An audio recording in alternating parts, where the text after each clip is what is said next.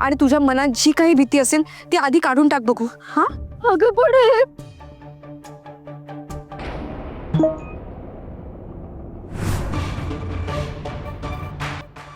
अरे हे बघ,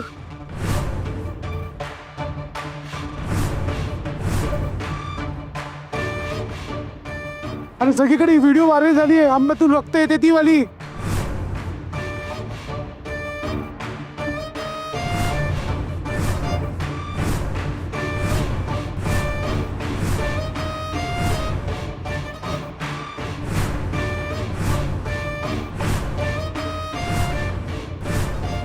शक्ती, त्या आंब्याच्या रोपट्याचं आणि या कैऱ्यांचं कनेक्शन आता आपल्याला हळूहळू लागायला लागलं.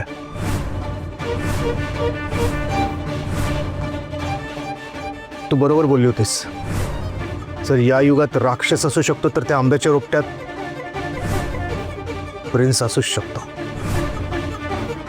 आणि मगाशी तुला एक गोष्ट सांगायचीच राहिली शक्ती. तुला आप्पांचा फोन आला होता ना, त्यावेळेला त्या रोपट्यामध्ये आपल्याला प्रिन्सचा आवाज ऐकायला आला. काय? आंब्याच्या रूपातून प्रिन्सचा आवाज? अयो, असं कसं शक्य आहे? व्हॉट टॉकिंग बाबा? व्हॉइस इन रोपट? How possible that is? ते आपण तुम्हा लोकांना नंतर सांगतो. शिवा, आता ते आंब्याचं रोपटं आपल्या ताब्यात घेणं खूप गरजेचं आहे. एकदम करेक्ट बोलते तू. आपण आत्ता जातो आणि ते रोपटं घेऊन येतो. तू थांब इथेच.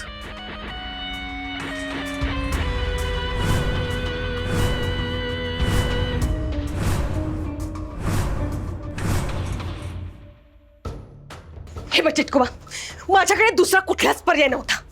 आणि मला तुझं काही कळतच नाहीये. काय चाललंय तुझं?